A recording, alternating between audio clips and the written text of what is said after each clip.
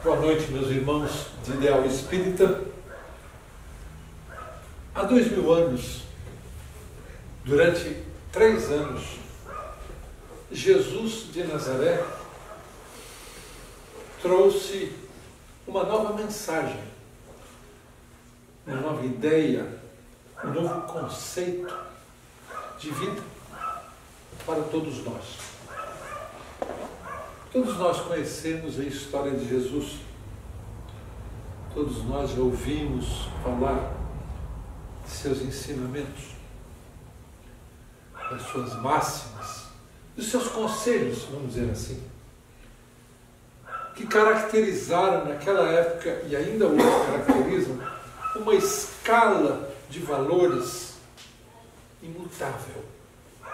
Ninguém colocou qualquer tipo de objeção, fez qualquer tipo de alteração e conseguiu demover qualquer daquelas palavras. Acho que sim. Todo mundo está ouvindo? Acho que sim, né? Obrigado. Ninguém conseguiu mexer, modificar, alterar qualquer um dos ensinamentos de Jesus. Mas ao longo do tempo eles foram adulterados, não propriamente no sentido de levar ou induzir a criatura humana ao erro, mas pela própria ignorância do ser humano, pelo seu apego à materialidade, pela falta de compreensão real daquilo que Jesus nos trouxe, da mensagem que ele deixou há 2000 anos. E olha que Jesus foi muito insistente nas suas mensagens. Jesus não perdia uma única oportunidade de dar profundidade, de ampliar aquilo que ele já vinha ensinando em toda a sua pregação ao longo daqueles 3 anos na Galileia. Nós podemos citar como exemplo quando questionaram Jesus, e os fariseus, os doutores da lei, viviam questionando Jesus, pois que queriam dizer que ele estava indo contra a lei mosaica. Então viviam colocando Jesus em teste. Viviam testando cada momento, cada palavra, cada ato que Jesus fazia. Eram incansáveis no trabalho, na tentativa de demonstrar que Jesus estava errado ao ir contra os ditames mosaicos. Quando esses doutores da lei questionaram a respeito da ingestão de alimentos que eram proibidos pela lei mosaica, Jesus não foi contra, apenas complementou. O que entra pela boca não é o que contamina o homem, mas o que sai. Estava reafirmando um de seus ensinamentos, o domínio da nossa língua, que é a expressão do nosso pensamento. Quando questionaram Jesus com relação à santificação do sábado, também prescrita na lei mosaica, Jesus perguntou: e se uma ovelha cair no poço neste sábado, vamos deixar que morra? Porque realmente dá trabalho. Imaginem tirar uma ovelha de dentro de um poço. Então Jesus aproveitava cada uma das situações que o momento que ele estava vivendo se apresentava para reafirmar o seu ensinamento. Um dos grandes ensinamentos de Jesus perante a mulher adúltera e a turba que pretendia apedrejá-la, como pregava ainda a lei mosaica.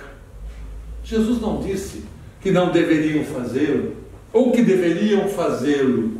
Apenas escreveu algumas palavras no chão, segundo contam os evangelhos, e depois, olhando a turba, perguntou e deixou claro: aquele que tiver que se considerar sem pecado, que atire a primeira pedra. Pode começar a lapidação.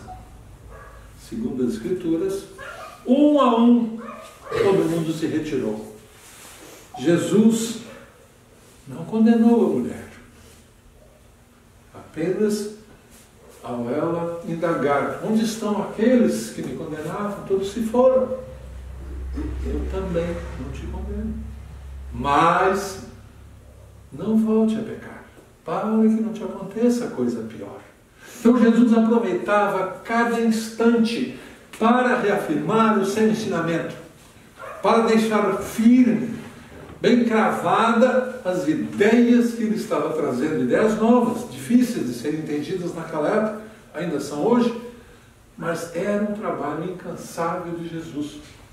Quando disseram a ele que mãe e seus irmãos, sua mãe e seus irmãos estavam à sua procura, ele voltou-se às pessoas que o acompanhavam e perguntou: quem são minha mãe e meus irmãos? Alguns na época, e talvez até hoje, pensem assim: mas Jesus renegou sua família? Não, Jesus simplesmente cumprimentou: minha mãe e meus irmãos são todos aqueles que fazem a vontade de Deus. Mais uma vez, Jesus reafirmando, aproveitando a oportunidade para nos deixar uma mensagem clara, objetiva dos seus ensinamentos. Pouco antes de subir aos céus, Jesus pedia a seus apóstolos: ide e pregai a boa nova a todas as nações, a todas as pessoas. Nos primeiros tempos, os apóstolos caminhavam pelas estradas, chegavam nas cidades, reuniam os primeiros cristãos e falavam a respeito da boa nova, da mensagem de Jesus. Mais tarde foram escritos os evangelhos que contavam a história de Jesus, que narravam os seus ensinamentos, e eles eram copiados e levados a essas comunidades. Aos poucos o cristianismo foi se desenvolvendo, foi se organizando e as adulterações aconteceram. Primeiro, pelo interesse temporal daqueles que se autodenominaram donos do cristianismo. Todo mundo sabe da história que Roma inicialmente perseguiu os cristãos, mas os cristãos se transformaram em uma espécie de um Estado dentro do Estado romano. Tal era o número de adeptos, tal era a sua organização. Tanto que o próprio governo romano, o próprio Império Romano aceitou a Igreja Católica, o cristianismo, depois a Igreja Católica, como a Igreja oficial, como a religião oficial romana. Nesse instante, a ignorância daquela humanidade, nós, naquela época, a nossa ignorância, portanto, atrelada aos valores da matéria, começamos a alterar, a distorcer aquilo que Jesus tinha nos ensinado para satisfazer os nossos interesses pessoais, para manter o nosso poder e o nosso controle sobre as pessoas. O conhecimento passou a ser um privilégio de uma classe sacerdotal. E o povo apenas seguia aquilo que esses sacerdotes pregavam. Mesmo alterada, mesmo eivada desta ignorância da humanidade, a mensagem cristã sobreviveu ao longo de 2000 anos e chegou até nós. Graças a Deus, e seguindo a própria promessa de Jesus, surge o Consolador prometido, a doutrina espírita,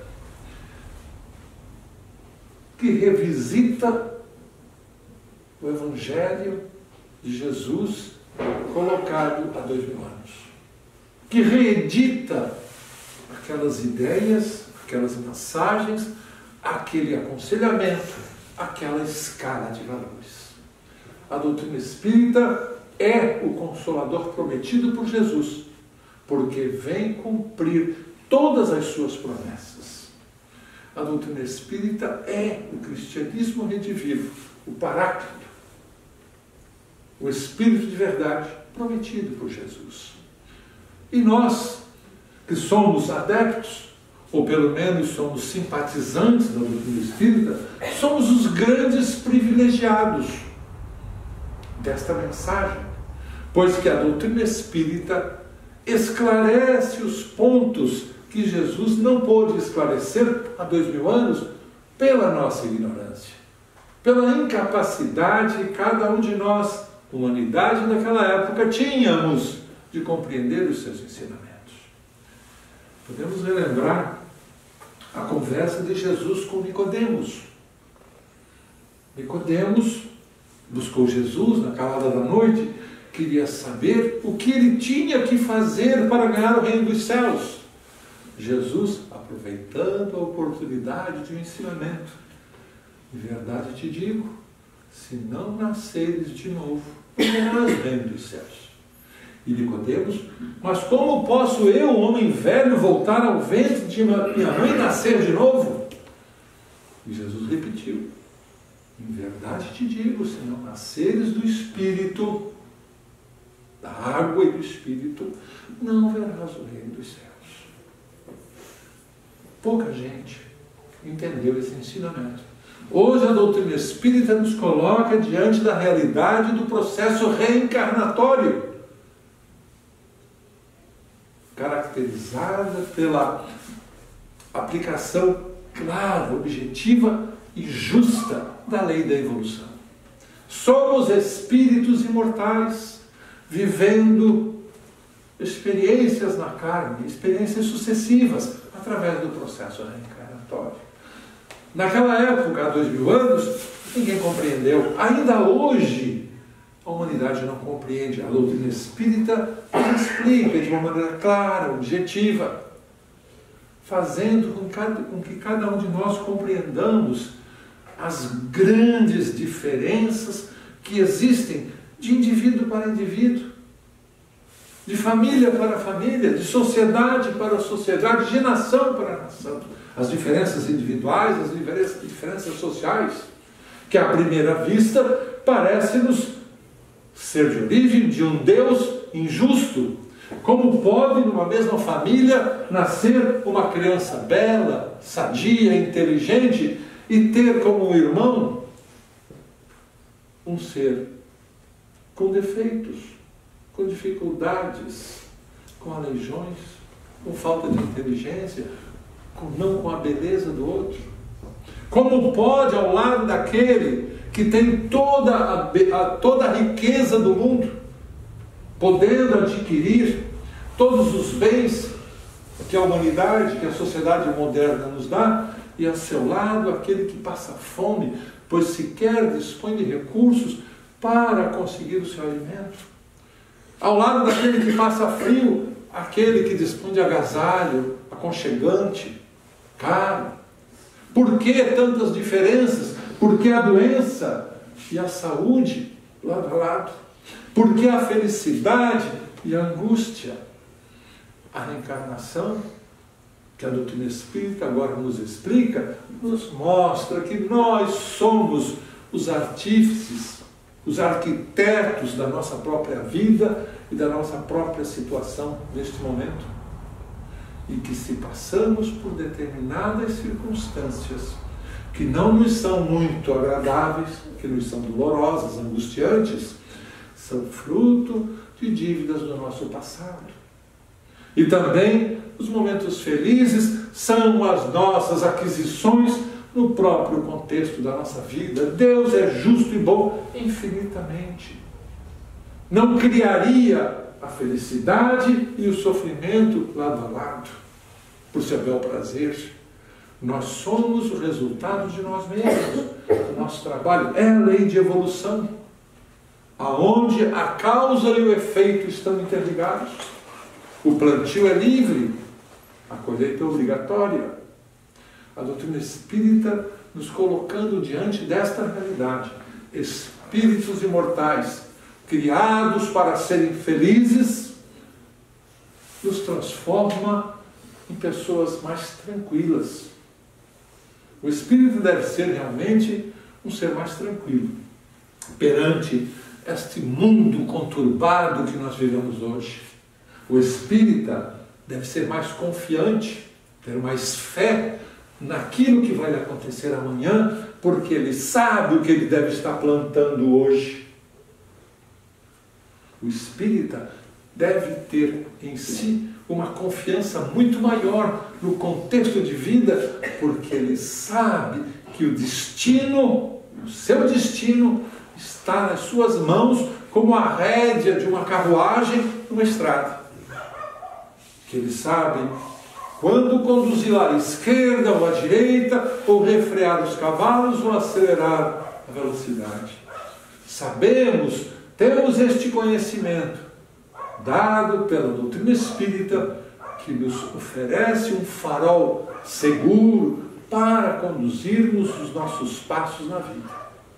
Assim, sabedores dessas realidades, conhecedores da nossa essência de espíritos imortais, o espírita pode mais facilmente encontrar a felicidade. Não somente a sua, mas daqueles que o cercam, de toda a humanidade, pelo seu trabalho. Isto é o que nos traz a doutrina espírita. A doutrina espírita está aí, dadivosa, como Jesus foi, não perdendo uma única oportunidade de plantar um novo ensinamento, de instigar uma nova ideia, um novo raciocínio, uma nova meditação. A doutrina espírita faz isso com cada um de nós. Pede que nós meditemos, pede que nós raciocinemos, pede que nós estejamos atentos aos fatos da nossa vida e deles tiremos lições para darmos os passos seguintes. Isso é o que a doutrina espírita deve estar fazendo em nós. E nós nos lembramos de uma pequena história que nos foi contada por um amigo espiritual, já na espiritualidade, pela mediunidade de Francisco Cândido Xavier. Dois amigos, Alberto e Felipe, jovens ainda, trabalhavam juntos numa empresa na área da construção civil e faziam uma dupla extremamente capaz, extremamente vitoriosa em tudo aquilo que fazia, pois que cada um complementava o trabalho do outro. Ambos de formação técnica, logicamente, mas em ramos diferentes. Sempre que caía nas mãos deles um projeto, um trabalho novo, contribuíam de forma muito harmoniosa e rapidamente traziam soluções eficazes ao problema, gerando grandes lucros à empresa para as quais eles trabalhavam. Aos poucos foram ganhando a confiança dos seus colegas de trabalho, dos seus chefes, da sua empresa e até mesmo das empresas concorrentes de todo o mercado, pela capacidade que ambos demonstravam na resolução dos problemas adstritos à sua função profissional. Principalmente pelo perfeito entrosamento profissional que ambos demonstravam, que cada um demonstrava em relação ao outro. Em pouco tempo eram reconhecidos, escreveram trabalhos, apresentavam em congressos por todo o país e rapidamente conseguiram uma situação financeira boa, capaz de fornecer a eles a segurança que todo mundo busca pelas vicissitudes materiais, às quais o mundo nos leva, mas também levaram a eles um grande conceito profissional, o respeito de toda uma comunidade técnica, e eles mesmos se respeitavam muito mutuamente, pois cada um reconhecia no outro aquele amparo quase que fraterno, quase que de alma gêmea no trato das coisas profissionais, dos empenhos, das funções que cada um desempenhava naquele contexto profissional. Eram nós vitoriosos, eram almas gêmeas no contexto de vida. No contexto de vida profissional. No que diz respeito às suas vidas particulares, era uma diferença. No contexto das suas vidas fora do ambiente profissional, tinham características muito diferentes.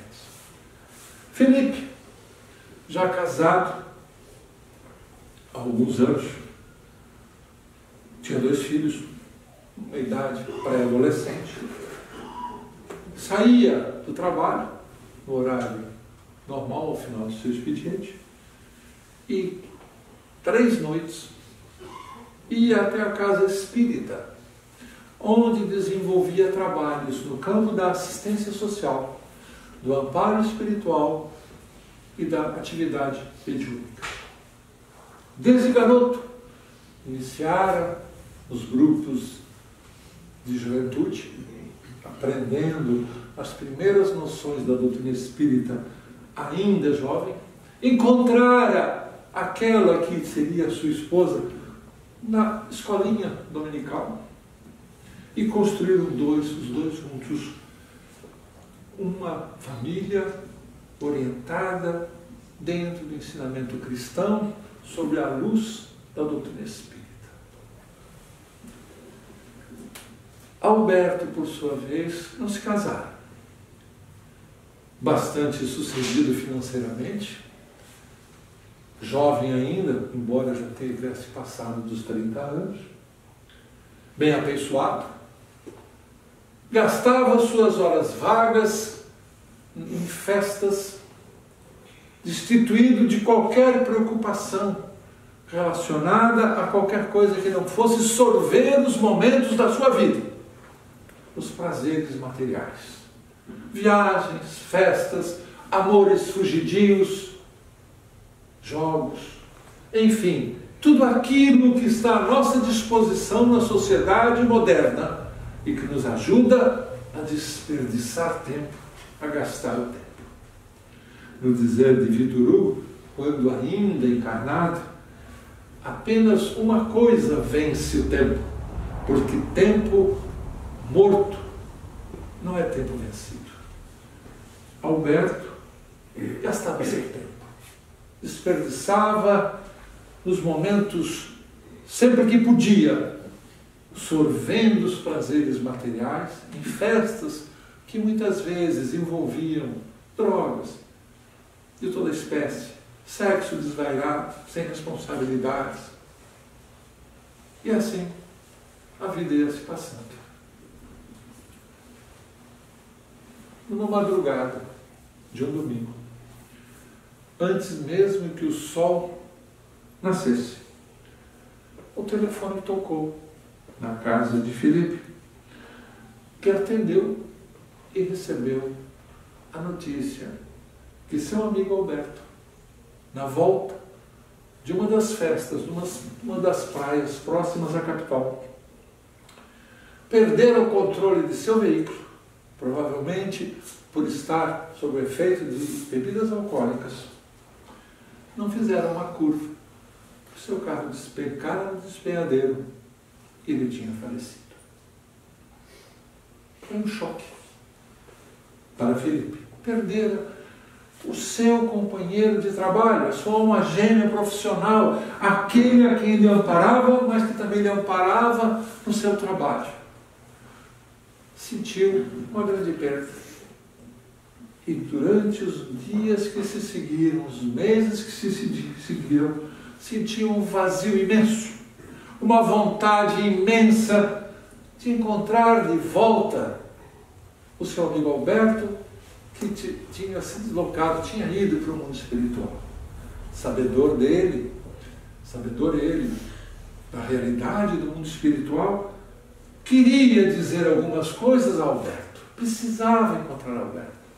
E insistentemente pedia ao mentor da casa espírita, das quais ele trabalhava, no mesa mediúnica, que permitisse que ele se encontrasse com seu amigo, que talvez estivesse precisando de orientação, que talvez fosse profícuo, que ele lhe dissesse algumas palavras.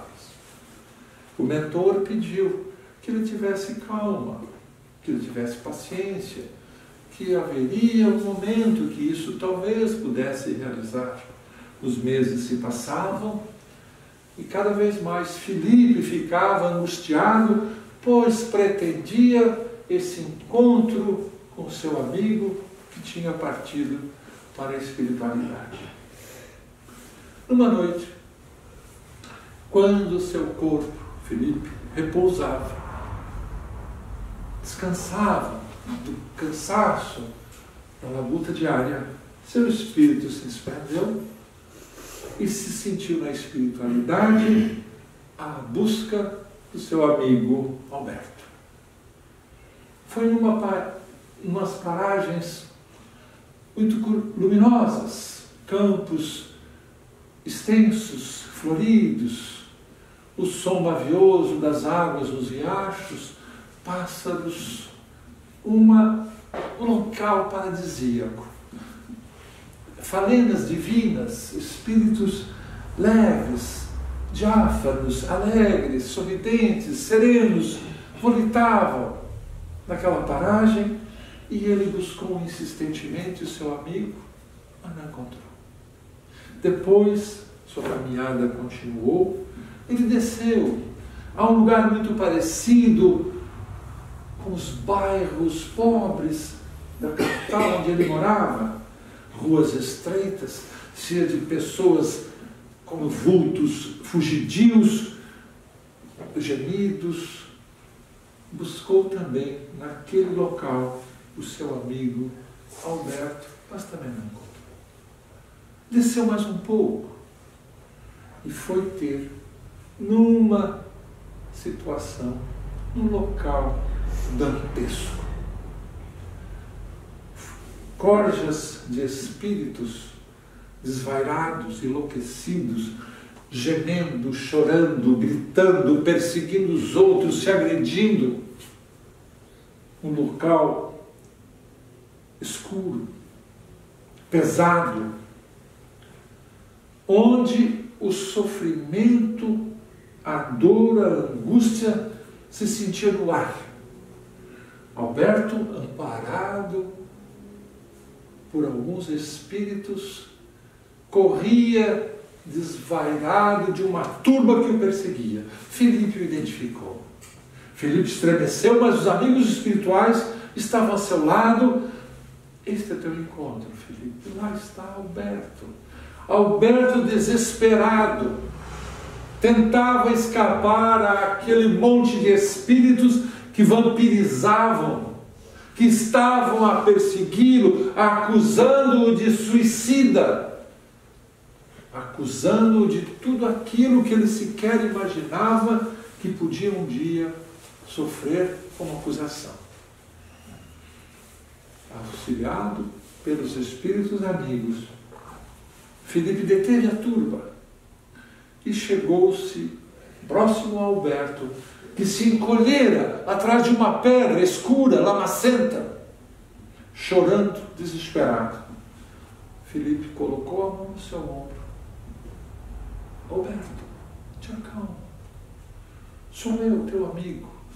Alberto arregalou os olhos, as lágrimas corriam pela sua face. Filipe, amigo meu, o que aconteceu comigo? Por que eu estou nesse lugar desesperado? Por que me perseguem? O que eu fiz?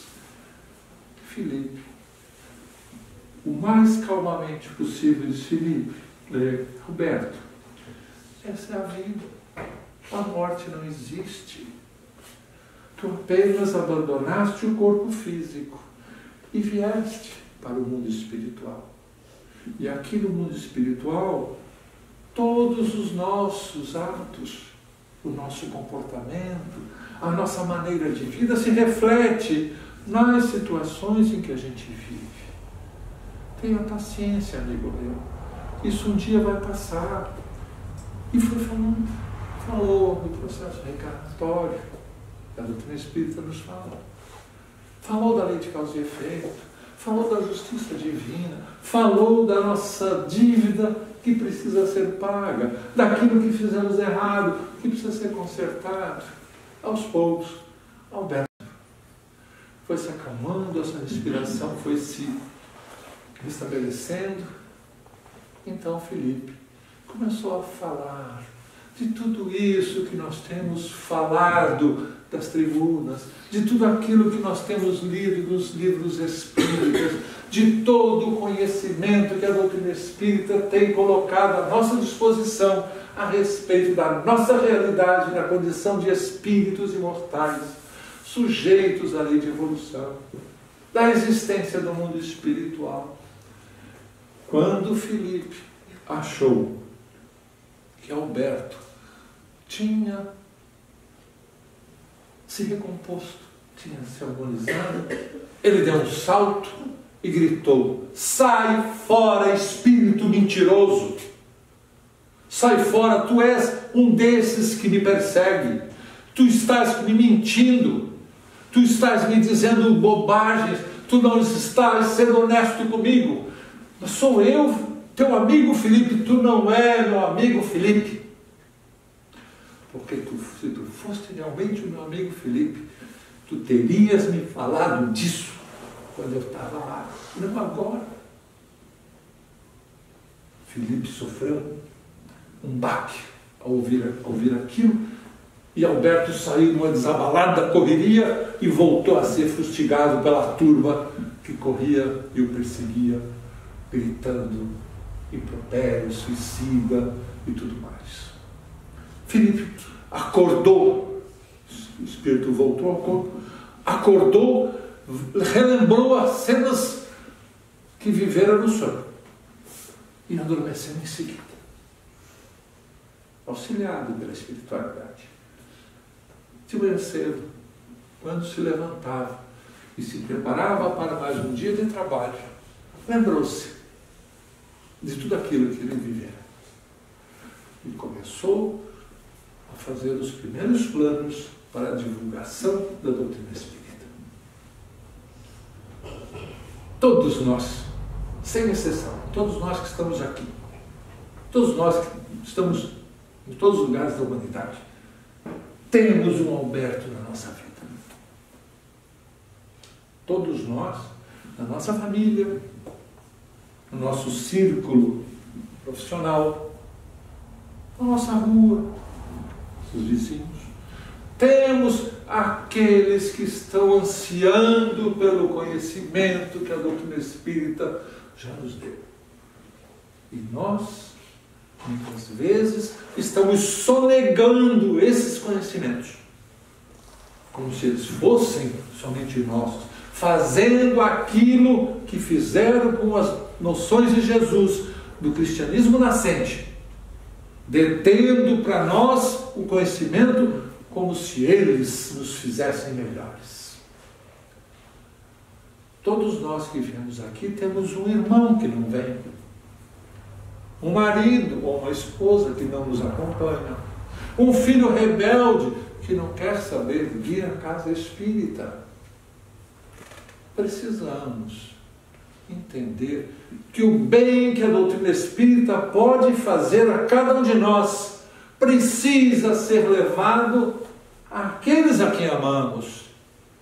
Precisam ser levados não somente àqueles que estão no nosso lar, mas precisam ser disseminados por toda essa humanidade tão sofredora, pois que somente a mensagem cristã, revista pela doutrina espírita, tem a condição de tornar feliz esta humanidade.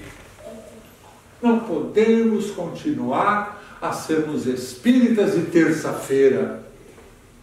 Não podemos continuar a esconder o que conhecemos da doutrina que a doutrina nos ensina com relação às nossas vidas, à nossa realidade espiritual, sem levarmos isso às outras pessoas. Eu sei que não é fácil.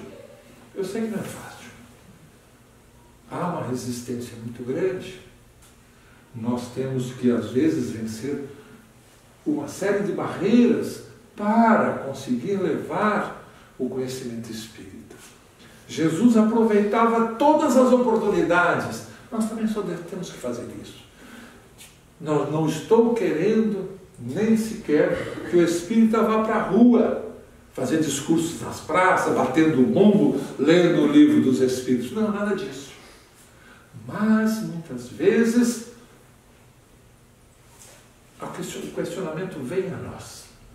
As pessoas nos instigam, como era instigado Jesus. As pessoas nos buscam, como buscavam Jesus, perguntando: como faço o que eu tenho que fazer para entrar no reino dos céus? Não podemos perder essas oportunidades. Não precisamos dar surra de Bíblia em ninguém. Não precisamos impor a vontade espírita a ninguém. Mas não podemos deixar passar as oportunidades que aparecem na nossa vida para darmos testemunho da nossa fé, darmos testemunho da nossa condição de espíritas. André Luiz, num de seus livros, usa uma expressão muito clara e muito objetiva. Se palavras induzem, exemplos arrastam. A melhor maneira que nós temos para levarmos às outras pessoas aquilo de bom que a doutrina espírita já fez conosco é através da nossa exemplificação. E nada vai nos adiantar, ou pelo menos muito pouco vai nos adiantar, se nós tivermos um falar, um discurso e um comportamento diferente. Mas se formos coerentes, se buscarmos, se tentarmos, se nos esforçarmos para manter a coerência entre o que falamos e o que fazemos, certamente, em pouco tempo, nossos filhos, nossos maridos, nossas esposas, nossos irmãos, nossos pais e mães, nossos familiares, nossos amigos vão notar o bem que a doutrina espírita faz em nós. E certamente vão começar a demonstrar interesse por este conhecimento, por esta doutrina. Sejamos um arauto desta doutrina que tanto bem pode nos fazer se ainda não fez. Desta doutrina benfazeja que estaria à nossa disposição, cumprindo uma promessa de Jesus.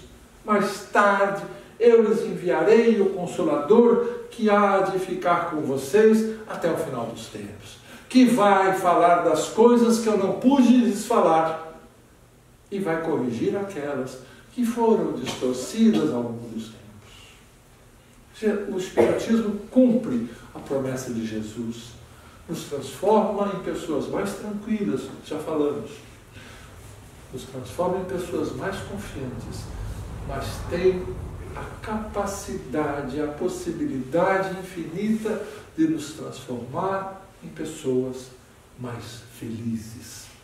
E a felicidade, o prazer de sermos felizes, é o salário final de todos os espíritos, no dizer do próprio André Luiz também. Busquemos isso, analisemos essa situação, vejamos aquilo que a doutrina espírita já nos fez, e aquilo que ainda pode nos fazer, e aquilo principalmente que podem fazer por aqueles a quem amamos, que estão à nossa volta e que, como nós, também precisam da orientação dos Espíritos, da orientação de Jesus, da misericórdia e do amor de Deus. Que a paz continue conosco. Que assim seja.